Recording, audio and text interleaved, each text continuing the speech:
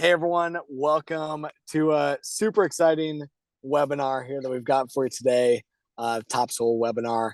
We've got Tim Gannon with us from the USDA. We're going to dig into an array of different topics. Tim, I'm really excited to have you here. We'll pop up a quick intro slide just to set the stage for everybody. But for everyone that's on, it's really encouraged by the volume of folks registering for this and those of you showing up here in person. Some incredible opportunities going on within agriculture. And we're going to dig into those items here today. My name is Mitchell Hora. I'm a 7th generation Iowa farmer. I'm also the founder and CEO of Continuum Ag. We're a software company helping farmers quantify and improve and monetize their carbon intensity scores. On my farm, we've been implementing a lot of these practices and really trying to tailor that through to Continuum Ag, helping farmers to navigate this space and figure out that carbon can be part of a bonus outcome here. But at the end of the day, it takes data and a focus on soil health. My guest here today is Tim Gannon. He's with the USDA. He's a chief of staff with farm production and conservation. Tim, excited to chat with you here. That I'm actually pulled off on the side of the road, found a come and go to stop out. I'm in between meetings here today, but sitting in Colfax, which I believe is right in your neck of the woods. I know it well. As I was doing some research, I'm like, oh, this is gonna be awesome. I'm gonna be right there in Tim's old stomping ground. So everyone, Tim has had a couple different bouts in DC, now with the Biden administration and USDA under Secretary Vilsack, and then had a stint in the Obama administration under RMA, so very well versed. But Tim, I saw you're 5th generation farmer yourself from central Iowa, the Colfax Mingo area, which is right where I'm calling in from today. So Tim, thanks for hopping on. A variety of things that we're going to get into here today. I don't know if we've got ability to get you on video or not, but we can just have a conversation. Folks, fantastic. There we are. Diana, we can stop sharing the slides, but we're going to get into a variety of topics here today, folks. And really honored to have you on here too, to be able to dig into some of these conversations. But Tim, maybe set the stage for us a little bit on some of your background as a farmer. Number one, tell us about your family farm, since I'm like so close. I need to go scope it out. Well, if you go about 5 miles north, drive through Mingo, past the Methodist Church, out to where it tees. You take a right, take it around the curve, go over the bike trail, and you'll be at the. There you are. You'll be at the farm where my dad grew up, and that's awesome. So, like you said, 5th generation. So you got me beat by a couple, probably because Gannons are a little late. There we go. Started, I think. There we go. But yeah, you are right there in my old stomping grounds. Drove by that Come and Go. It used to be Easy Mart. Now it's Come and Go, and soon it'll be something else, I understand.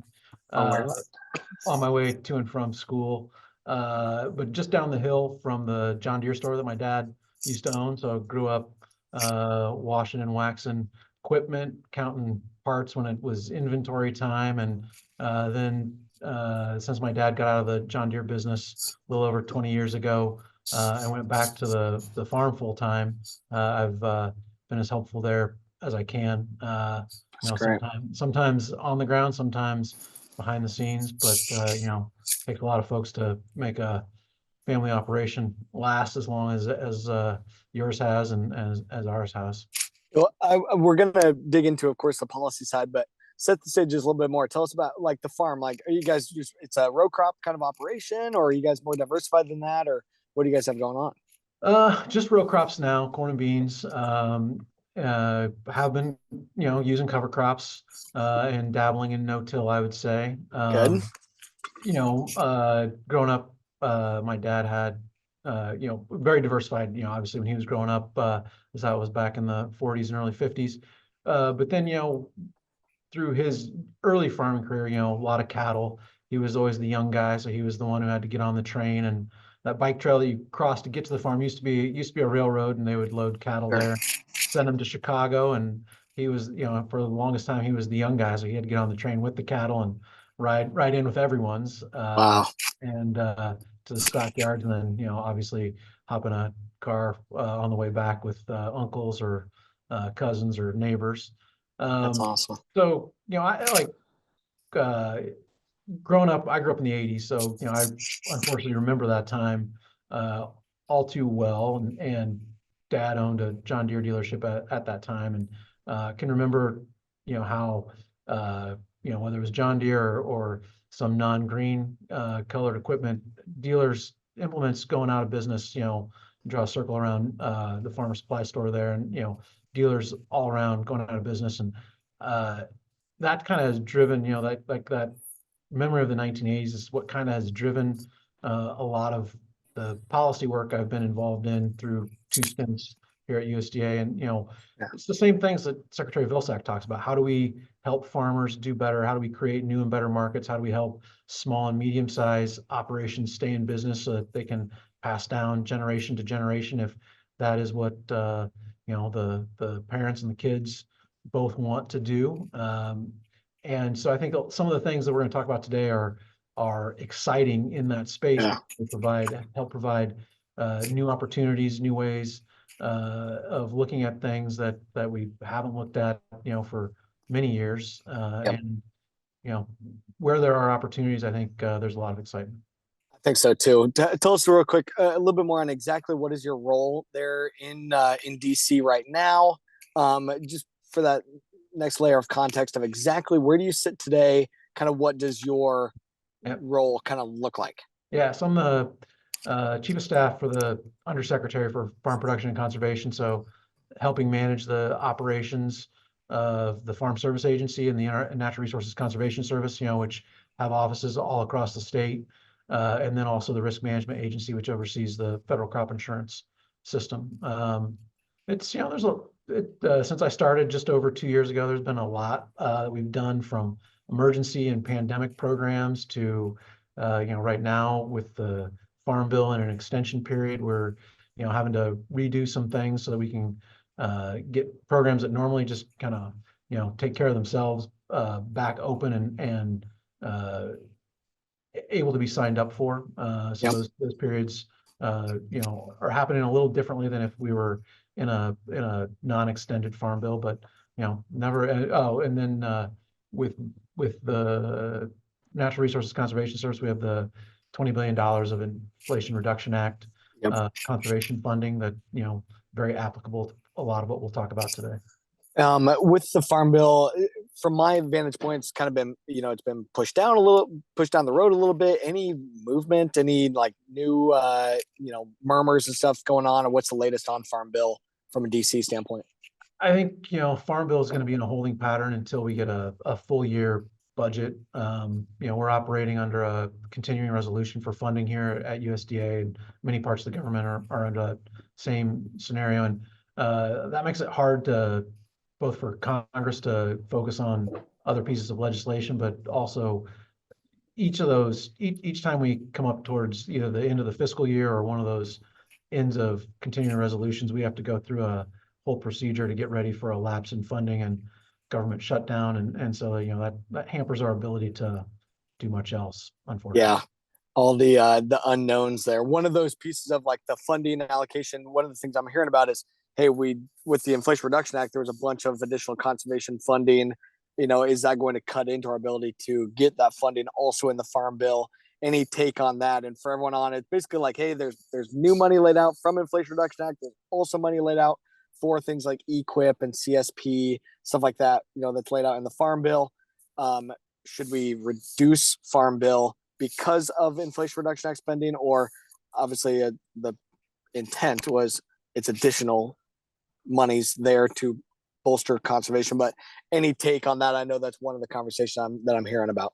Well, I mean, you just take EQIP, and it's, historically very oversubscribed, much more demand than there is funding via the Farm Bill. And so the Inflation Reduction Act, obviously for 5 years, puts a kind of turbocharges EQIP and CSP, ASEP, our easement program, and RCPP. And we think that coupled with some of the program improvements that we've got underway with RCPP, we can make this money really make a difference,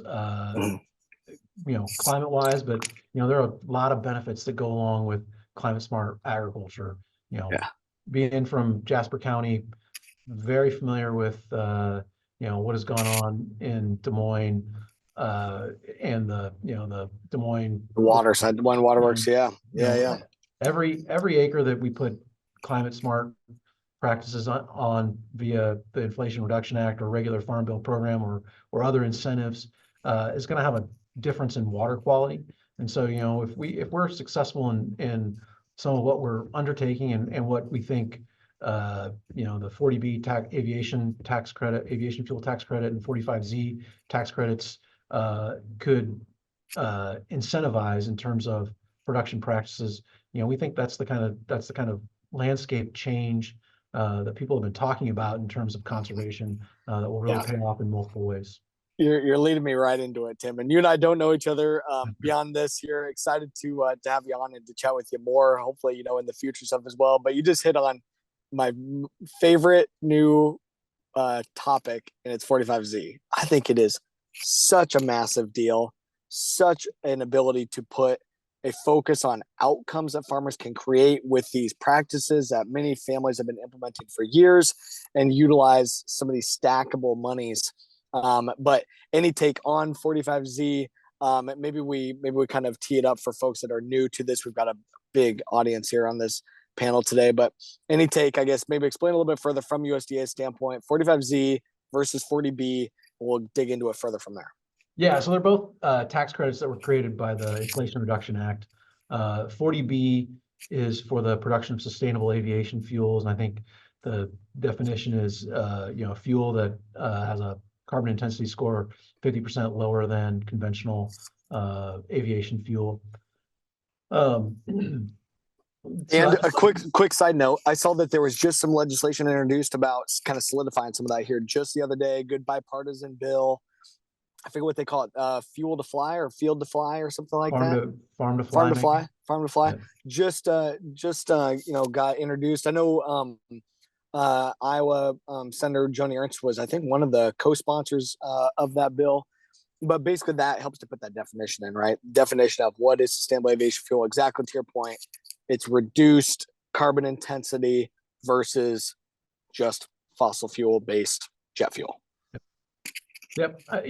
As Secretary Vilsack likes to, say, he can envision, people with their electric cars, and if the battery runs out on, Interstate 80, they wait for someone to tow them and take them to a charging point. But he's not sure anybody wants to, jump on a 757 for, dependent on solar panels to keep it in flight, through clouds and things of that nature. So there's a tremendous market available for sustainable aviation fuel, and there's a definite demand from airlines and aerospace companies to help meet sustainability goals that they have set out.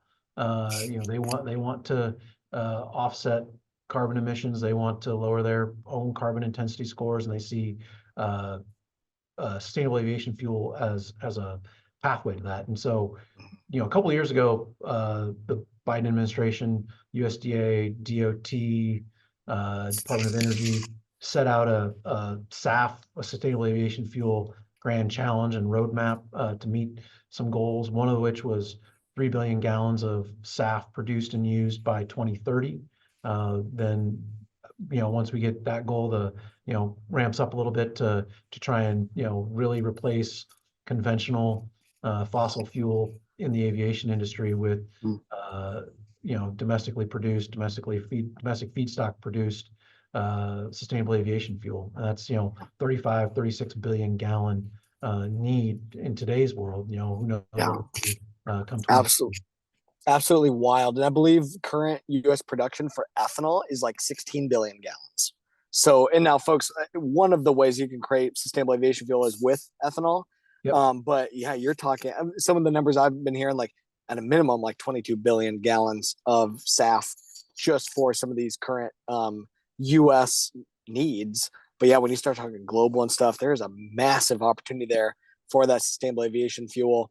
And I think prompting a lot of these winter oilseed crops and stuff too, the pennycress side of things, the winter canola, things like that. I think camelina, some of those are probably going to be some of the paths to being able to get more oil crops out on the landscape, while at the same time producing a lot of ethanol and SAF with corn and other grains too.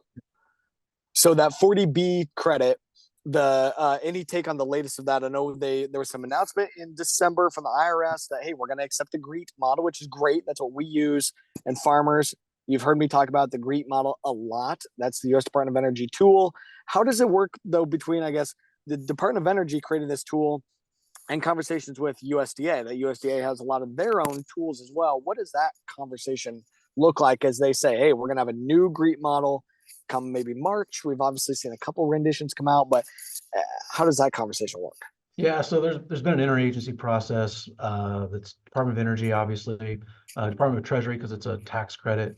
So it's kind of Department of Energy, or sorry, Department of Treasury's tax credit, and then Department of Energy is kind of leading a interagency working group that includes Energy, Department of Transportation, and FAA, obviously because they're interested in aviation fuel, USDA, and the EPA.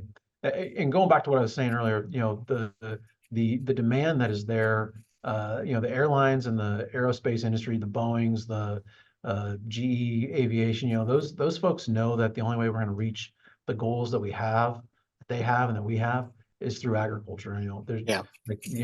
There's U.S. feedstocks, and then you can import sugarcane or ethanol made from sugarcane from Brazil. You can import used cooking oil from a lot of different places. I have a hard time believing that the carbon intensity score for used cooking oil that may come back that was made from soybeans that may have started here lower than if we just make the feedstock, grow the feedstock, and make the feedstock here and Agreed. use and you never know what you're going to get in used cooking oil. It's a little bit of it. Palm oil is half of it palm oil. There are definite inputs that we don't want to be using when it comes to producing sustainable aviation fuel. Yeah. And folks, if you've got questions, please put them in the chat, or I don't know if there's a Q&A thing. Diana can be watching for those and getting those passed along to me to ask to Tim here too. So, but Tim, yeah, on the SAF piece, it's like, yeah, hey, we've got to ramp up our production and stuff here. We've got to be able to get more going here, that we can meet a lot of these demands, at least ourselves. The near-term opportunity for that also comes with the 45Z piece. And where we've been pushing a lot of this is today, from an ethanol, let's switch over maybe on the ethanol side. On ethanol, farmers, of course, are a huge contributor to that ethanol opportunity, but also we're a contributor to the carbon intensity score of that ethanol, but ability to help farmers to decrease. Maybe lay that out a little bit more on how you guys are approaching the 45Z opportunity and farmers being able to be part of decarbonizing for not just SAF, but also ethanol, biodiesel, renewable diesel. Well, so not to be a dead horse, we think if we get the 40B tax credit done right, and there was an announcement in December that said GREET will be a pathway. There are still some decision points to be made, and some of that has to do with what will count from different greenhouse gas mitigation efforts, and an important one there is climate smart agriculture. Looking at no-till, looking at cover crops, looking at enhanced efficiency fertilizers, and the greenhouse gas, either insets that come from that or offsets, how they get counted, is going to be important in that carbon intensity score that different feedstocks will get coming out of GREET. GREET's kind of like a calculator to some degree, and we want the best information going into it so that we get the best results from it. We think that USDA's role in these interagency groups is to make sure that everyone understands how agriculture actually functions and exists. And we have to sell them, that we have to, we have to sell them that, we think this is a great opportunity to transform the way folks do some business, because we think there is that economic incentive there. And well, I that's what I'm seeing too. And you can tell them, hey, there's this webinar. You had a couple hundred farmers on this webinar and other folks in the ag space knowing this CI thing is huge. And we're seeing it as well. And Tim, to give you a couple numbers on what we're seeing, today the GREET default gives corn a value in most counties around 29.1 grams of GHG equivalents per megajoule. We have found that our average farmer has a CI score of 9.9, significantly different than that 29. Nearly a 20-point drop. That's huge. Yep. Game changer in this space. On my farm, my score last year was negative 4.1, which sounds like on your farm with cover crops and stuff, you're probably pretty darn close to that too. We've got some of our farmers that are as low as minus 15. Lots of guys on minus 13 to minus 15. That's where they've got not just no-till and cover crops, but also utilizing manure rather than synthetic fertilizer. We've got an amazing story to tell here, but we've got to make sure that the SOC component and those farmer climate smart practices are included here. And from my vantage point, to be like, why not, right? Like this meets so many goals of improving not just CI score, but back where you started, it's water quality as well. It's biodiversity. It's family farm resiliency and economic resiliency, productivity resilience.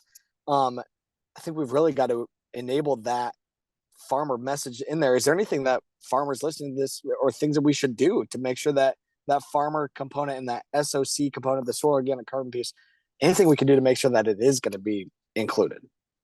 Well, if there's ever comment periods on things like this, and some of these there won't be just because they're, this is a 2-year tax credit and we're already almost 13 months in. Yeah. So, we've got to get this work finished up so that 40B is available for folks this year and retroactive for last year.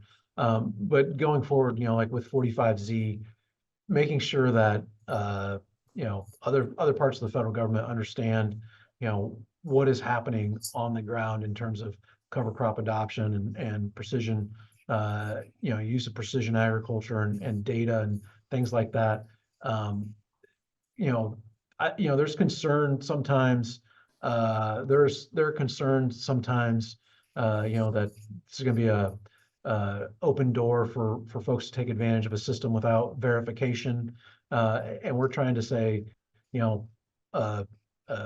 ethanol plant or a biorefinery is not going to pay a premium price unless, they know that the greenhouse gas reduction, the lower carbon intensity is something they're actually paying for. That's right. That's right. But the legislation for these does say, you have to have third-party verification. So, that's one of the things, I'd be interested in what folks do, or have done in order to receive, sometimes premium from commercial products, buyers or food products buyers, to make sure that, that they can verify what they're doing. It's not extremely dissimilar to like, organics and stuff like exactly. An organic same designation.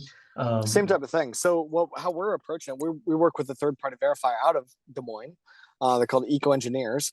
And we're working through with them of, hey, and they're very involved in LCFS markets and such, but Eco is who we're working with as a third-party verifier. We have a couple others, but they're the main one. But what we're doing is helping farmers to get their CI score at the field level, because it'll be every single field. Every field will have a slightly different score. So field level CI scoring, field level practice documentation, field level third-party verification from Eco Engineers. And then, so you're aware too, Tim, we're negotiating deals with the ethanol companies. That's where I'm going to right now. I'm going to meet with the Iowa ethanol companies saying, hey, we can bring farmers with verified low CI bushels of corn to the table, and you can generate tax credits, but you've got to give them their equitable share. You got to give them their fair share. There's real money to go around here, but I think you're exactly right. And farmers, that's the analogy that I've been using is on the organic space. What do you have to do? If you want a premium on your crop, you've got to document your farming practices are legit. You go through third-party audit. We're just kind of trying to make sure that farmers are ahead of the ball here. If we want real value to be created, farmers can take control of their data, and we can start documenting those practices now, because it's a crop that we already have deployed practices like the cover crops and manure that's been applied.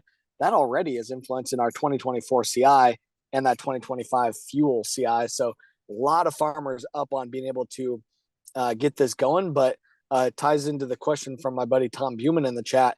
A lot of the ethanol companies are waiting for some guidance on the 45Z bit. We're hoping that there's going to be 40B guidance in March. I'm glad you're watching that. That's why I've been really watching it too. I think it's kind of an indicator. It's like it's kind of an indicator. 40B sustainable aviation fuel for 2023 and 2024. Then in 25, sustainable aviation fuel moves from being under 40B to being under 45Z. So therefore, kind of a good indicator. But any take on 45Z, and do you think how close of an indicator do you think it will be? I guess, or do you think we should keep watching it as an indicator? So there'll be, I think it's a pretty good indicator. I think that there'll be a lag once we get 40B out. Yeah. You know, we have this March 1 deadline that we're working on or working towards. And then 45Z work will start in earnest there. You know, there's some differences in the way the legislation was written, but we do think, we here at USDA think that the updates that we are making to GREET will be good for what needs to be done for 45Z. And we, you know, we think that the more we can document and tell the story about what farmers are doing, you know, in terms of soil health and climate smart ag and the practices that we think provide the climate benefits that are, you know, required as part of the Inflation Reduction Act. Yep. You know, we think the more that we're able to tell that story agriculture wide, not just USDA, but you know, the more that story gets told and understood, the better, you know, hopefully the easier, you know, the conversations are around 45Z. I think that's right. And being able to really improve that accuracy, that's where like the GREET Act, I know, is another one. Maybe there's some opportunity on that. But Patrick, I think we got your question answered there too. Pat Smith is out on the East Coast as well. And yeah, it's the timing. I think IRS said, hey, rules maybe in March or so for this new updated GREET model. And then maybe that'll be an indicator for what will happen in 45Z.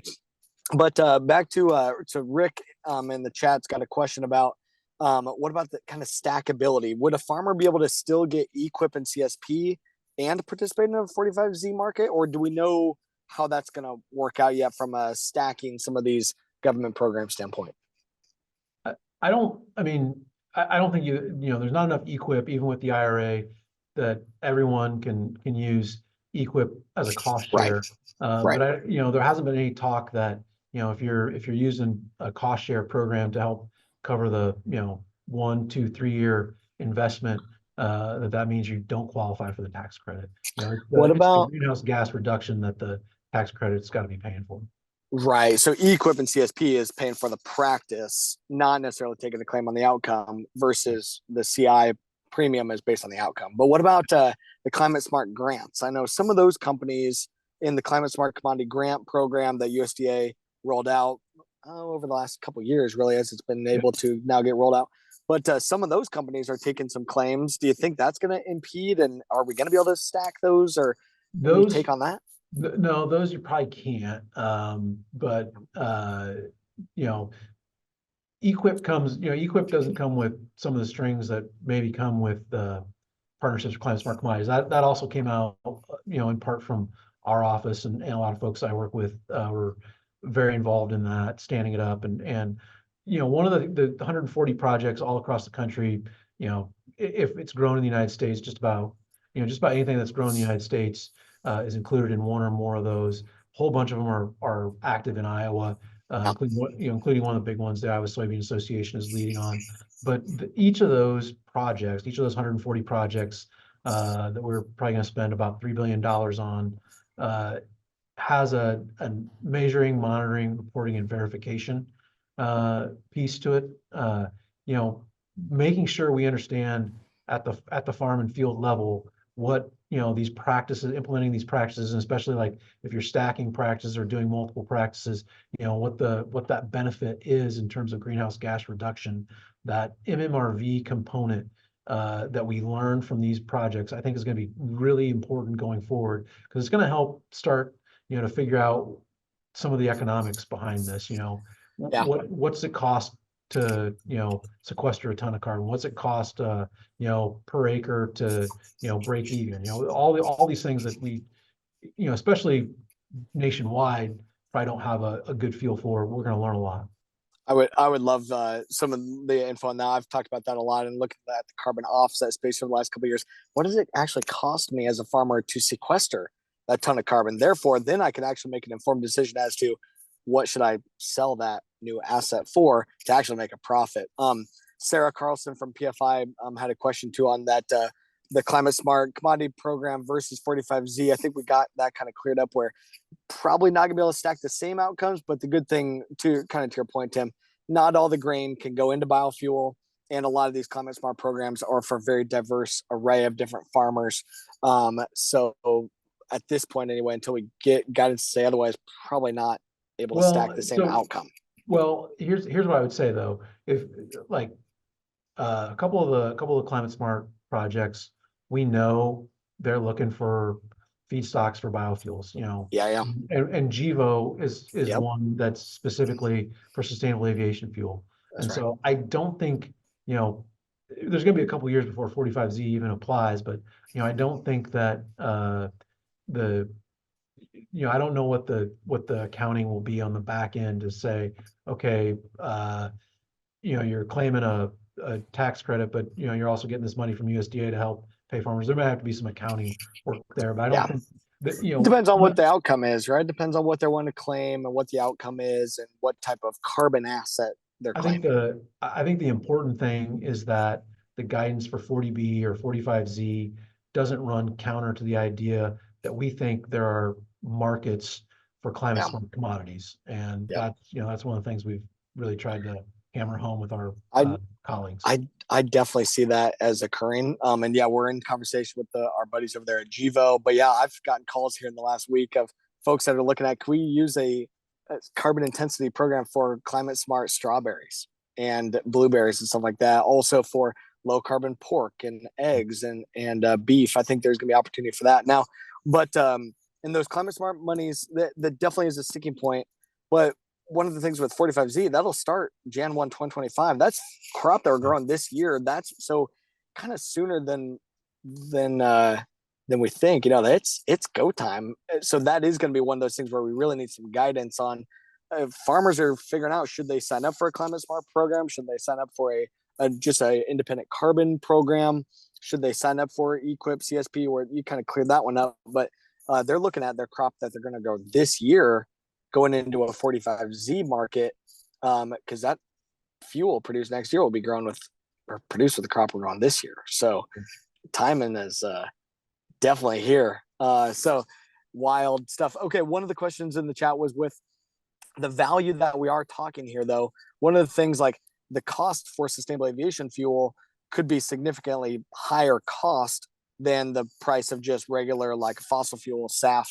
Do these credits and enough of the outside push make it so that the end buyer isn't going to just jack up the cost of flying, pass along those costs of the fuel to the end consumer? Any take, I guess, on basically inflation impact of some of these different programs? So we think that there's probably going to be a price differential that favors the fossil fuels for a while. But that's part of the reason why you have a tax credit, to spur production and investment, so that soon you hope to get the supply meeting the demand. Right now there's a lot more demand than there is supply. And it's going to be that way for a while. But Secretary Vilsack is going to Soberton, Georgia tomorrow for the grand opening of a ethanol to jet fuel Cool. that LanzaJet is opening. And their initial feedstocks probably aren't going to be Midwest corn and Midwest ethanol, but they're working on those supply chains already. And Iowa Renewable Fuels is going to be there. Iowa Corn Growers is going to be there. A bunch of Midwest ethanol plants are going to have representatives there, because they know that this is a future market for them. It's exciting stuff, and brings up another point in the chat of what's your guys' take on how we should talk about the food versus fuel conversation that always gets brought up as we're talking about more of these renewable fuels. How should we communicate it? So I think I don't think we've seen price increases due to biofuels. I don't think, you have folks who aren't happy about uh, inexpensive grain, they used to get to feed livestock. But I think, there's still byproducts and co-products that come out of ethanol production that help manage some of that.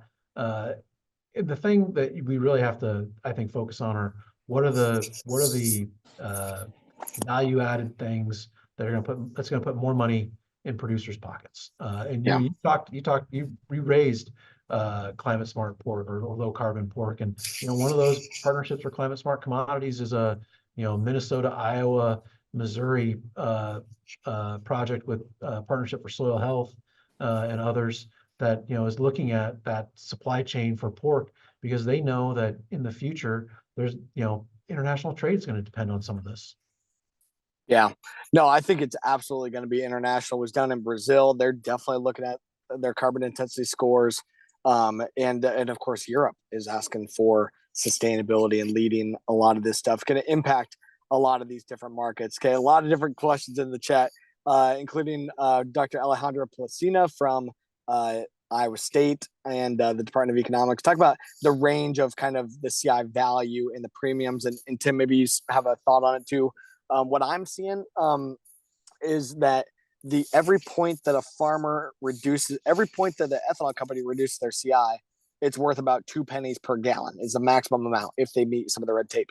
Therefore, when you convert from gallons to bushels, at a minimum, 1 bushel of corn creates 2.7 gallons, which would mean that at a minimum, the CI reduction would be worth about 5.4 cents per bushel per point reduced. A lot of ethanol plants nowadays are actually about 3 gallons per bushel. Therefore, every point the farmer reduces is worth about 6 cents in total potential value of the tax credit.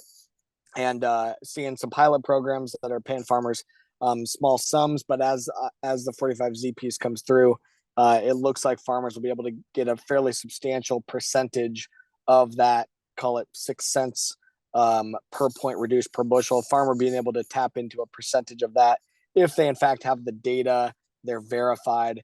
But I think this is going to force other non-biofuel industries to respond. That math on my corn of negative 4.1 at the reductions, my corn's worth about $1.92 a bushel in terms of these tax credits. So $1.92 a bushel financial impact in a space where my corn's only worth about $5 a bushel or even less than that.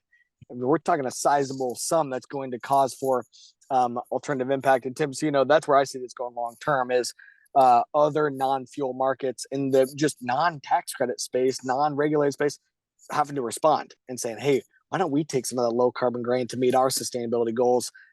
What's some of those conversations you guys are having as this influences non-biofuel and influences things outside of the tax credit space? Yeah, no, I think it's very true. From those 140 partnerships for climate smart commodity projects, I know of some that are going to start putting product on shelves of major national retailers. And there's not like a climate smart label at this point in time, but that's some people are asking if there will be. It's in some day and age. But they're going to make claims as to how their rice or their cotton or their wheat or name the product was grown. So I know that there's going to be stuff on shelves in the next few months that from these projects that are going to start making those claims. And I know that there are other of these projects that have started to talk to consumer products companies about hey, how do we get the climate smart stuff that your people are growing versus just the conventional regular old stuff your people are growing.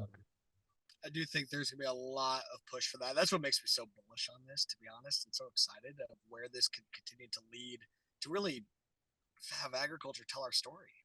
We're kind of we are part of the problem today. Obviously, we know that agriculture and food is a big part of the U.S. and the global carbon footprint, but we can be a huge part of the solution. Just now, there's a new scoreboard, a new point system, a new transparent measure of rewarding farmers for scoring points. Now, a couple of the other questions in the chat. I do anticipate that it'll be at the field level, being able to get things verified and having the tracking through in terms of a weighted average and blending of grain, not necessarily completely identity preserved. I don't think that's going to be. And then for Sarah, about the mass balance approach, and Tim, maybe you've got a thought on mass balance and on being able to plug in some mass balance data versus the farmer actuals. Sarah, on our side, we're very much thinking of farmer having their actual CI score per field, therefore representing an actual amount of bushels, and then at the farm level, aggregating those bushels and having a weighted average CI score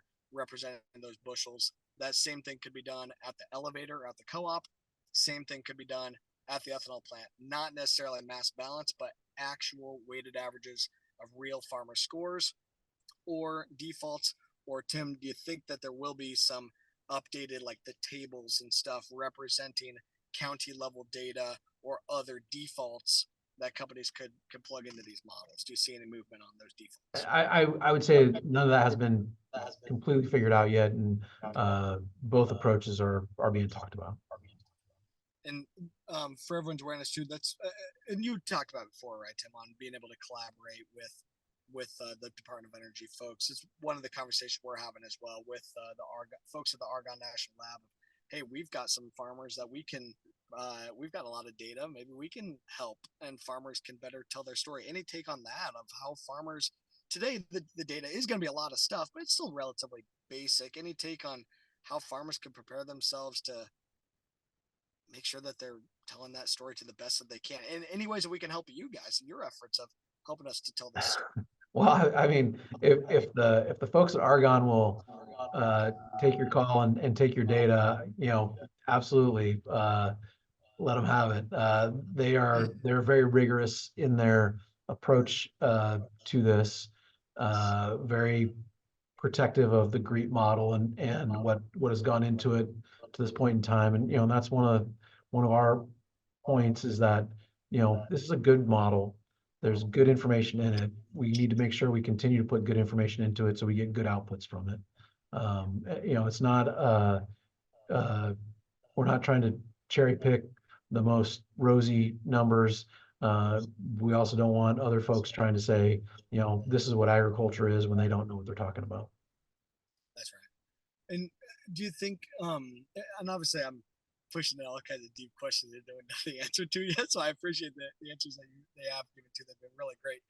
USDA has the COMET tool, right? And the COMET Planner, really great tool on being able to put some numbers behind this. Do you see there being an ability to kind of almost combine the two or be able to kind of use each other to prop each other up? Is that part of the conversation, or we don't really know yet?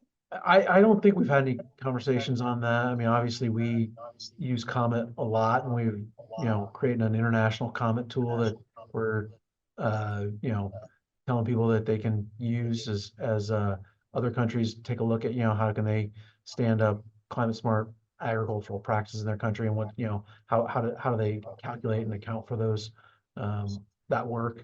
But I don't know that we've had any conversations with GREET about, combining, or they may already take information that has been produced from Comet. I don't know. We're getting into the parts of this where I'm not on the most stable ground. Outside of your deal. No, it's great though. It's great. So one of the questions that was coming in, I'll kind of tweak it a little bit to is there any opportunity for USDA or for government to be involved in these credits in terms of how the money gets shared and distributed on, like, and the question from the chat was, in principle, how does the money actually flow to the farmer? And that's a big piece of the farmer conversation, of course, is, okay, if I'm bringing carbon negative corn to the table, how do I make sure that I actually get my fair share? Is there a role that USDA has within that, or any take, I guess, on? I mean, the tax credit will go from, will go to the ethanol or biofuel producer, SAF producer.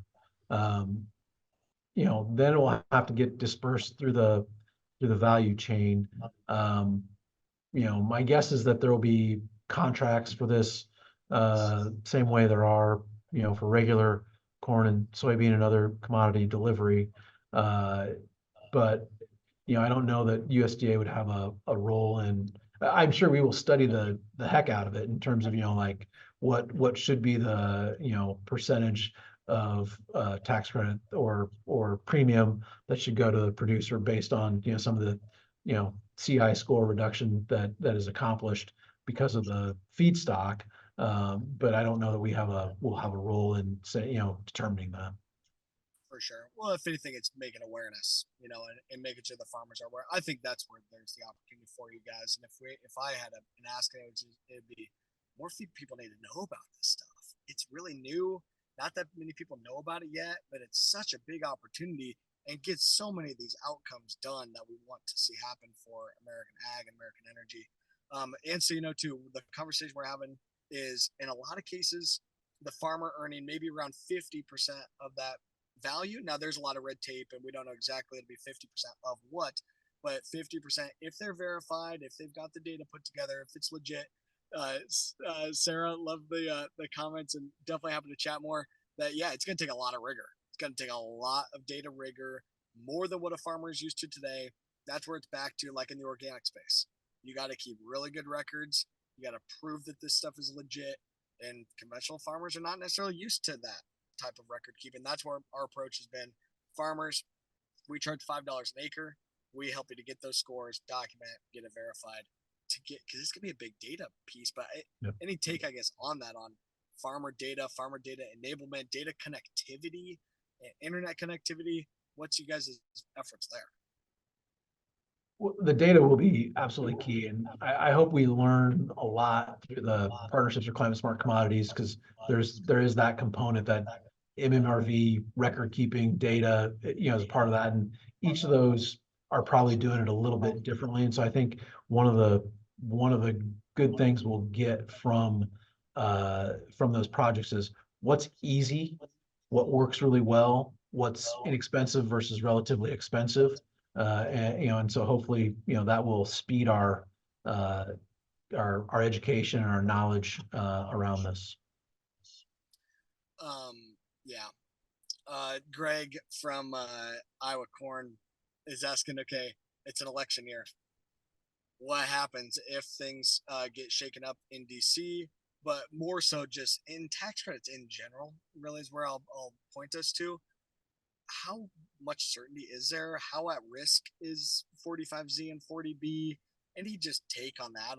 There's a lot of angst, I guess I would say, that it's a tax credit, right? No matter what happens, it could be ex-nate at any time, government shutdown, change of power. Like, what happens? Any take, I guess, on how certain we are that these things are going to come through to fruition?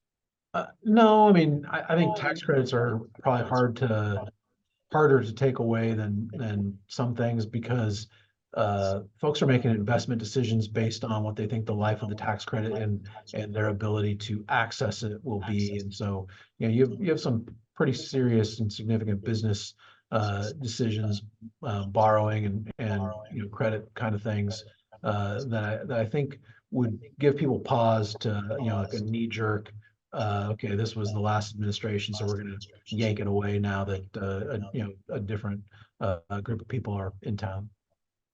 Well, I point to this. These credits got pretty good bipartisan support from what we've seen with debt ceiling bill discussions and stuff like that. Like, it kind of gets you got some good goodies in there for both sides. You've got good clean energy and reduction of fossil fuel usage and sustainability, lowering carbon intensity. You also have the ability to have more combustion engines, and some of that dollars going back to some of these corporate systems and just big companies being able to really help to decarbonize stuff. So I don't know. I see it as being fairly stable and getting a lot of good for both sides, no matter where you are and what side of the aisle. Now, along the same lines, one of the questions is the big question of big investment. One of the big investments has been the conversation on the CO2 pipelines. CO2 pipelines, of course, can lower carbon intensity significantly, but the climate smart farming practices also lower significantly. I mentioned we found our average farmer to be 20 points lower than the norm. My farm, 33 points lower than the default. So I guess you guys' take and conversations on these pipelines versus climate smart farming practices, and how do we show that there's multiple levers that can be pulled on Yeah, I mean, it's one of those things where I don't think, companies should put all their eggs in one basket. I don't think you rarely see farmers put all their eggs in one basket. They grow multiple things. They do it a multitude of ways. They don't, they grow a variety of seeds even across, an 80-acre field. So uh, I, I think it's definitely a piece of it, and it's one that, is included in those uh, carbon greenhouse gas mitigation strategies that we left open for discussion before March 1st. Uh, but it's not just ethanol plants that are looking at carbon capture and storage. It's not just biofuels industry. Just in the last couple of days, I've seen greenhouses talking about uh, setting themselves up across the street from a steel plant, and millions and millions of dollars of investment, but reducing their natural gas usage through heat exchange and diverting the carbon dioxide through the greenhouses. And you get locally grown fruits and vegetables probably all times of the year, and you get that carbon reduction that I guess it's not sequestration of carbon necessarily in the ground the way a lot of people think of it, but it's still that recycling, that circular economy that we're talking about here. putting it to use. CO2 is the most, or carbon is the most abundant element in our bodies, the most abundant element in our corn and soybean crops. We've got to have it in cycle and put it to use. Okay, one other really good question for the chat from Joel from our team. China and trade overall. Obviously, Brazil continuing to up its trade problems over in China and the Middle East. But we've got some amazing need for production domestically, or use of our crops domestically. Conversation, I guess, on balancing that and keeping markets stable with these outside influences causing impact. Well, I'll be dipping my toe, outside the farm production and conservation, which is, domestic side of things. And but my office is right across the hall from Undersecretary Alexis Taylor, who handles trade. And she's definitely laid out a strategy that, hey, we've got to diversify our foreign markets. China's always going to be, we think China's always going to be a buyer, but obviously, the blip that we saw in 2018, 2019, when there was, trade war got going, provided some shock to us. And so we can't rely on just one big customer. And so USDA has announced, a new marketing and trade promotion effort that's looking at what are those outside the top 4 or 5 biggest markets, what are those next ones that we can try to build relationships and build new markets and grow new markets. And so the strategy there is definitely based on that. I don't think there's anything wrong with trying to figure out what are ways we can use what we grow and raise here and add value to it. But I don't think those international markets are going to go away completely.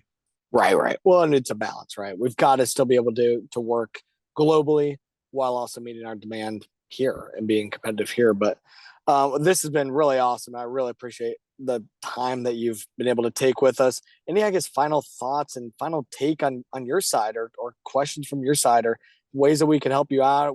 Your take, I guess, on what should farmers be doing as we think about 2024 as well? That there's so much movement. We went into a gazillion different topics, hit a lot of different things. There's a lot more conversation to be had. But any final thoughts, final take for the folks that are on the call?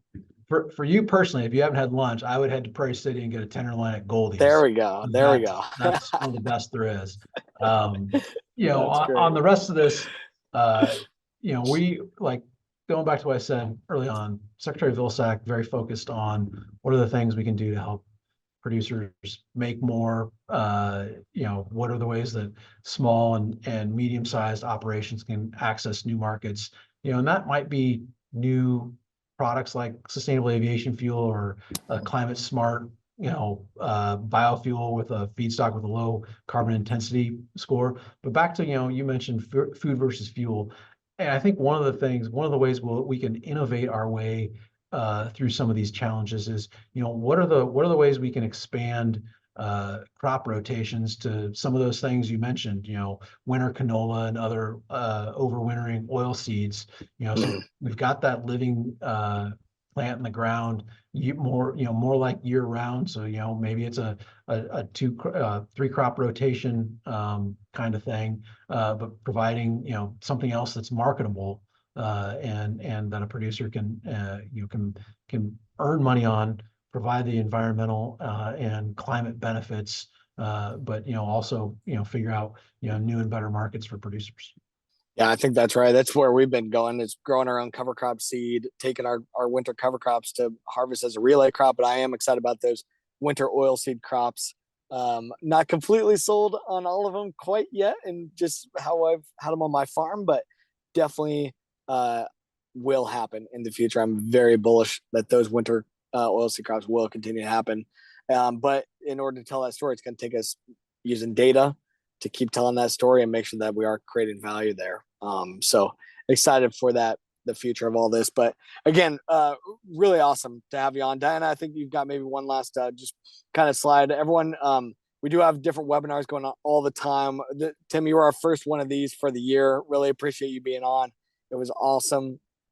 Continuing to gear up for more and more conversations. So much that has to be had. And Tim, appreciate you and your department being able to help to be part of this as well, and just know, like, hey, a lot of farmers are ready to go, a lot of enabling companies ready to go to be able to create more economic resiliency and environmental sustainability for family farms across the country. A lot of other resources there, but Tim, appreciate you taking the time.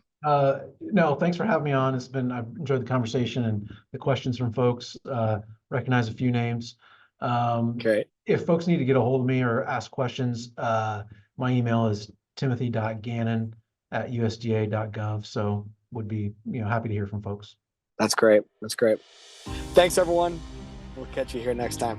All right. Thanks. Bye.